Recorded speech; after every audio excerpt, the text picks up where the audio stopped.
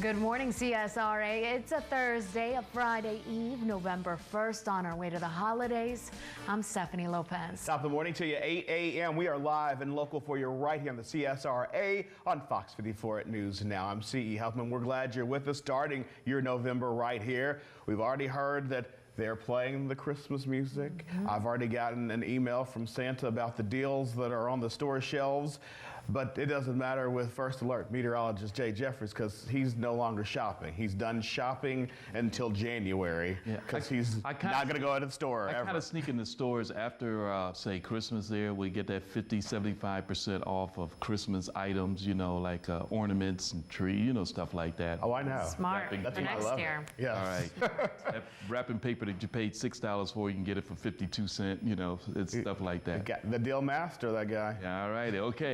Thanks so much, Jay. The Peach State is typically known as a red state, but this election could be neck and neck. The governor's race so intense that celebrities and national politicians are making their way right here. Former President Barack Obama going to be in Atlanta to campaign for Stacey Abrams, and crowds were lining up to get tickets for Obama's rally tomorrow at 11 different places across the state. Oprah Winfrey also hitting the campaign trail for Abrams.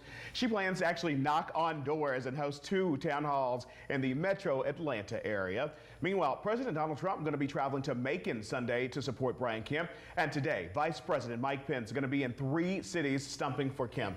And one of those cities, of course, is going to be right here in the CSRA. That's right. The vice president will be in Grovetown this afternoon. He'll be landing at the Augusta Regional Airport. That's where you'll find our Fox 54 News Now reporter. Now, Air Force 2 is expected to land at Augusta Regional Airport just before 2:30 this afternoon. Of course, Fox 54 are going to have a crew at the Columbia County Exhibition Center, and we will bring you the latest details throughout the day and throughout his visit live on air and online at our website. That's WFXG.com.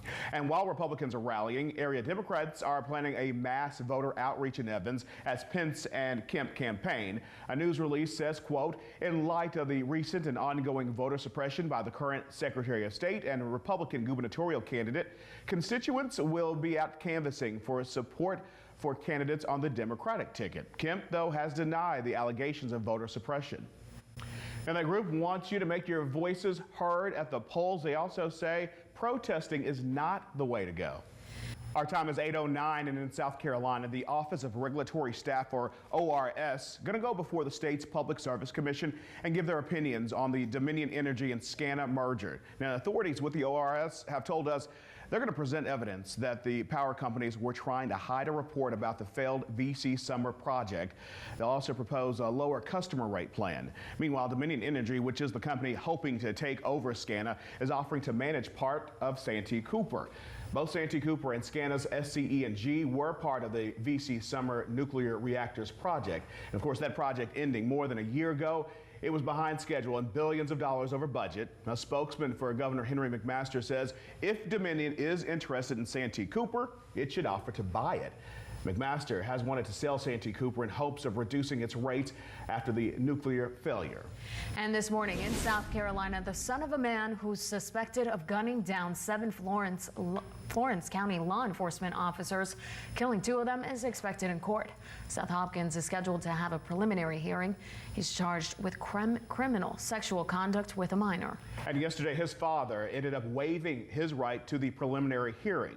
Fred Hopkins, seen here, is accused of ambushing police, gunning down 7 officers attempting to serve a search warrant on his son. 2 of those officers died, and Fred Hopkins is now charged with 2 counts of murder and 5 counts of attempted murder. He says prosecutors violated his constitutional rights by ignoring his request for a preliminary hearing. The Aiken County Sheriff's Office making an arrest in connection to a shooting that happened on Camp Rawls Road. It was back in September. Deputies arresting this man here. This is Brandon Jackson. It happened yesterday, and he's charged with attempted murder, discharging a firearm into a vehicle, and other charges. Deputies say Jackson fired a gun into a car with 3 people inside that car, then crashing across the street. We are greatly glad that you are starting your November right here with us. Your time, 8:12. Georgians, you know you have a big decision ahead. Our team is trying to find out all the information we can to help you make your decision for the election of 2018. Up next, we're going to start at the top of the state ballot. And over. Well, top of the morning, it is 8:30 a.m. We are live and local for you right here on Fox 54 News Now. It is November 1st. Does it feel like it? No. It does not.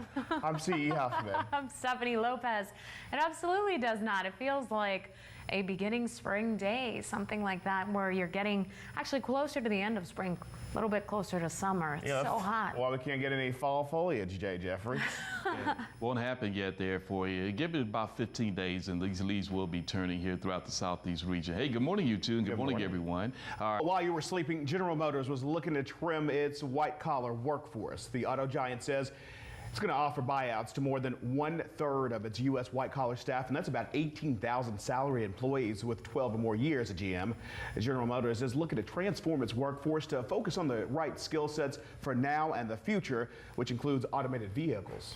And there will be no middle-class tax cut in 2018. That's according to President Trump and the chair of the House Ways and Means Committee, Kevin Brady.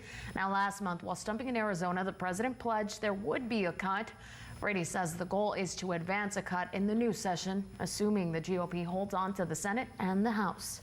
The search and rescue officials believe they have found the flight recorders of Lion Air Flight 610. A plastic bin was brought off a rescue ship around noon yesterday, claiming to carry that black box. Its findings would bring investigators much closer to determining what exactly happened on that downed flight, which killed 189 passengers and crew. And Hurricane Florence did more damage in North Carolina than previously thought. The state budget office estimates it cost nearly $17 billion in damage. That's up $4 billion from the previous estimate. But the total will continue to be updated as inspection data becomes available. Florence hit 6 weeks ago, causing more damage than 2016's Hurricane Matthew and 1999's Hurricane Floyd combined.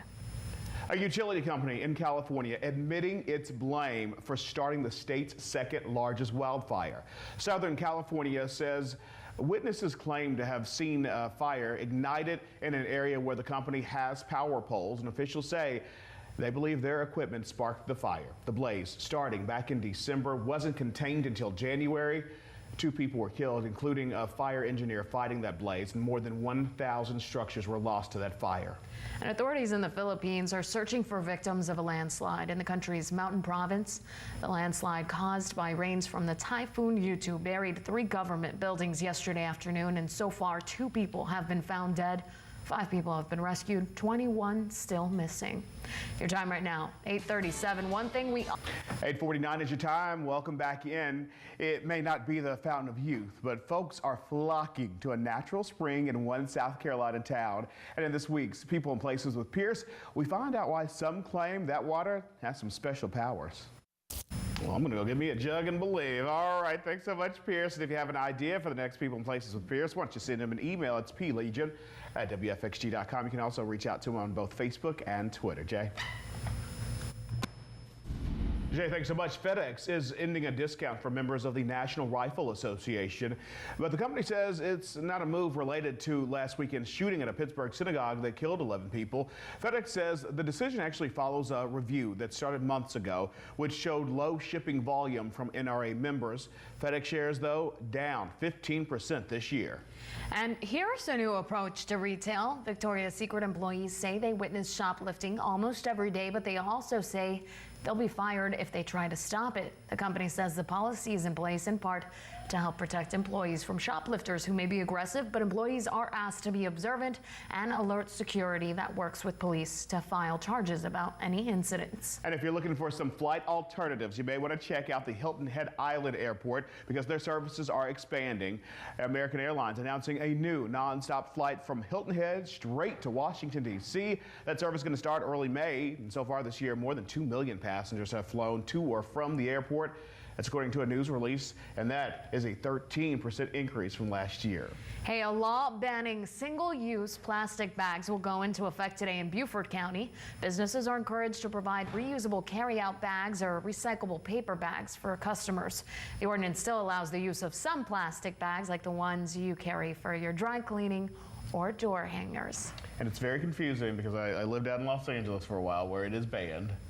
And you can have the bag out in your car, you forget it, and then they charge you for the bag because it's like a fee to get a plastic bag. I would like go to one of the big box stores and you have all your groceries. So, I mean, I get it. Like, they're trying to help with the environment. But the other thing is, if a store wants to give you something for free, shouldn't they be allowed to do so? It's a tax on you. I don't know. Bag tax. All right. That's right off. So I'm looking at this 7-day forecast. It's up and down, Jay Jeffers. Yeah, we got a roller coaster ride here for you. We get to 80s from yesterday into today, and then we hit those 70s tomorrow. Good amount of showers and thunderstorms and rain chances again for the early part of the working school week for next week. Don't forget to kind of fall back this weekend. All right, continued coverage of Mike Pence's visit to the CSRA online at WFXG.com. Have a wonderful day.